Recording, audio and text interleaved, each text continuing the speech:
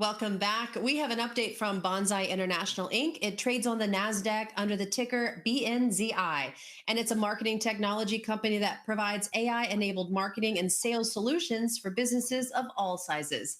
Happy to welcome co-founder, chairman, and CEO Joe Davy and CFO Dean Ditto. Welcome, gentlemen. Excited for your update today. Hey, thanks, Anna. Excited to jump in. Well, first of all, thanks everyone for joining us today. Before we get started, I've just got a quick set of disclaimers for Dean. Great. Before we get into our presentation, yes, I just want to remind everyone that statements made on the call and webcast may include predictions, estimates, or other information that may be considered forward-looking. While these forward-looking statements represent our current judgment on what the future holds, they are subject to risks and uncertainties that could cause actual results to differ materially. You are cautioned not to place undue reliance on these forward-looking statements. Please keep in mind that we are not obligating ourselves to revise or publicly release the results of any revisions of these statements.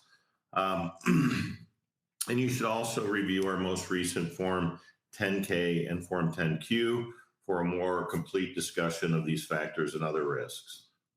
Your host, Joe, will present results and continue with the presentation. Okay, thanks, Dean. Yeah. All right, so today we're just going to do a quick review on the company overview, some recent highlights and updates, quick dive into financial results. And again, this is Dean Ditto, who's our new CFO. So some of you all may not be familiar with him. He's relatively new to the company. I think you've been here, what, about 60 days? Yeah. So he's still getting his feet wet a little bit, but he's coming up to speed very quickly. So thanks for joining us today. Just as a reminder, Banzai, we're an AI-powered SaaS platform for marketing. So our goal is basically to give marketers tools that give them superpowers by leveraging AI to make their lives 10 times faster and easier. We're a SaaS company, so most of our business is a SaaS kind of recurring revenue model, like you're familiar with. And we're very focused on the MarTech market. And again, the opportunity here we think is kind of twofold. One is just the massive growth of this market that's been occurring, and we think will continue. I think every marketer in the world is going to be touched and impacted by AI. Probably already have been to some extent, and I think that's only going to continue to grow. Secondly is really the opportunity for just consolidation of solutions on a single platform. So, marketers are using, over 120 different tools. This is leading to very messy customer experiences, messy data. And part of our kind of key thesis here is to improve that by streamlining things, bringing multiple great best of breed must-have solutions onto a single platform so they can be integrated and work together smoothly. So that's the area that we're focused on.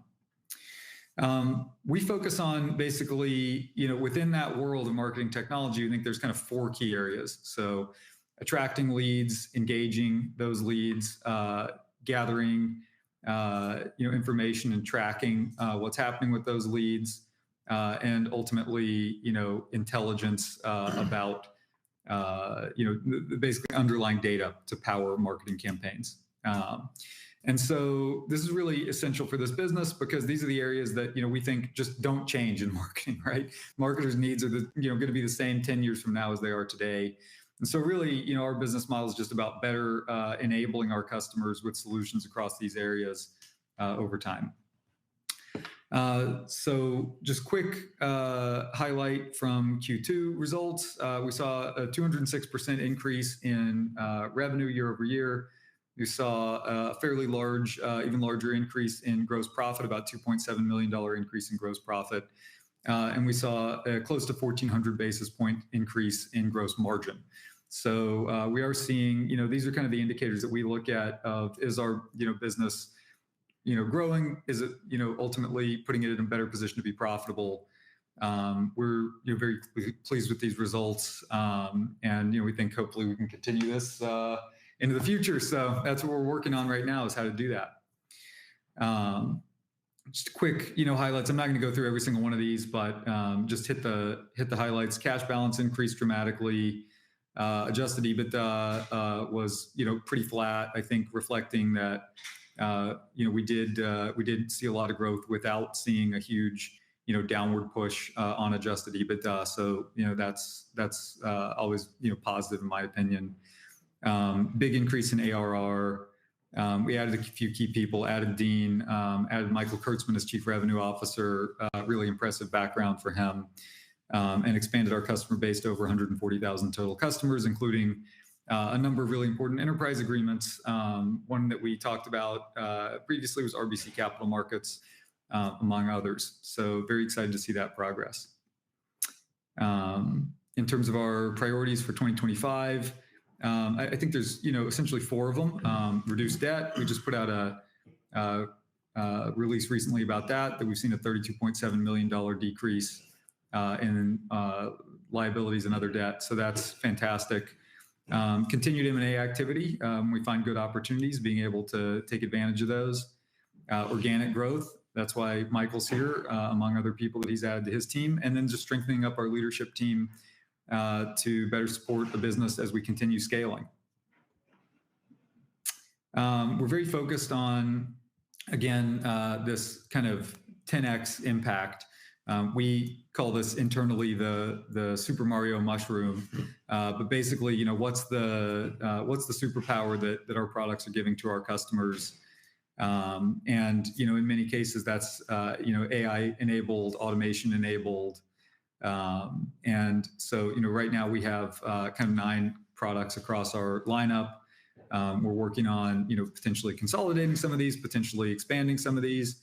So I think, more updates will be coming about the product lineup over the next, coming quarter or two.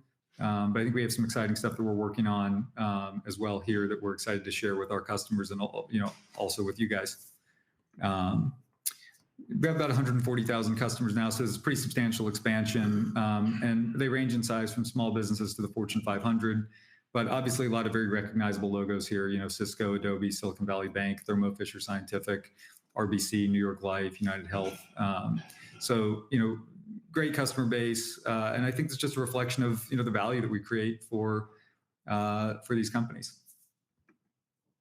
And I'd say the kind of fundamental underlying idea here is creating a flywheel to drive customer loyalty. So basically, building great products ultimately leads to growing usage and bringing more users online.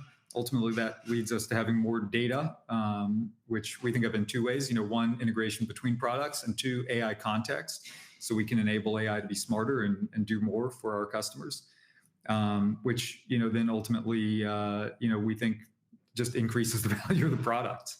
So this flywheel, we think over time does create a moat for the business, and we hope to see that moat continue to grow and ultimately be reflected in increased customer retention, expansion, and revenue.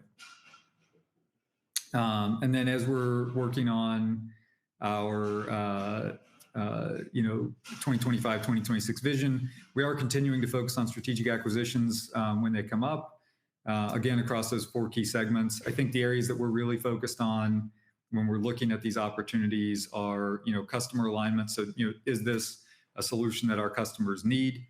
Is this mission critical for them? Is it profitable? And ultimately, does this help just drive the financial strength of the business over time, in addition to the strength of our combined solution? So it's a few key areas that we're looking at. These are really just ideas. We may do stuff outside of these areas. We find good opportunities, but I think there's a lot of opportunities right now. So we're excited to continue pursuing that strategy, in addition to our primary strategy of organic growth. Dean? Great, thanks, Joe. I'm not going to read every number on the page here, but I would like to highlight some business results. So as Joe mentioned, revenue in the second quarter was $3.3 million, which was a 205 increase from similar quarter last year. And we look at non-GAAP measures, one being annual recurring revenue, which increased significantly in the second quarter to $12.6 million from $4.5 million in the same period. And the gross margin percent was very significant, really showing the economics of the business as it stands today and the business that we can grow upon. Our gross margin increased to 83%, which was almost 1,400 basis point increase. Operating expenses increased as a result of business acquisitions primarily. I also want to kind of move down to the bottom of the page there and highlight that cash and cash equivalents increased significantly in the period ended June 30th. Yeah. Thanks, Dean. You're welcome. So, in closing, very strong Q2 results, grew stockholders' equity substantially, increased cash balance substantially, expanded customer base substantially, and we added a few really great new faces to the team who have been just making a big impact so far, including Dean here. So thank you all so much for the time today. And Anna, I think if we have any questions, happy to turn it back over to you. Awesome. Thank you, guys. We do have questions for you, but we are out of time because we have to jump to the next presenter. But I do want to ask, Adam says, how is Banzai able to expand from 90,000 to 140,000 clients so quickly? So do you want to close with that, a little bit about that good news? Absolutely. Yeah. A lot of our products use a PLG model. So customers can buy many of our products just directly on our website, bypass our sales team to do that. And a lot of times what we find is many of those customers are smaller, but a lot of times we find that some of those customers have potential to be really big customers. And so we found a lot of our great enterprise customers just by, companies that came through, bought on our website with a credit card, and then ultimately, turned into $50,000 or $100,000 accounts for us. So that's a big focus area for us going forward. Wonderful. Well, we certainly appreciate you jumping on here with this update, and we look forward to the next one real soon. Thank you, guys. Thanks so much, Anna. Thank you. All right, everyone, we'll be right back.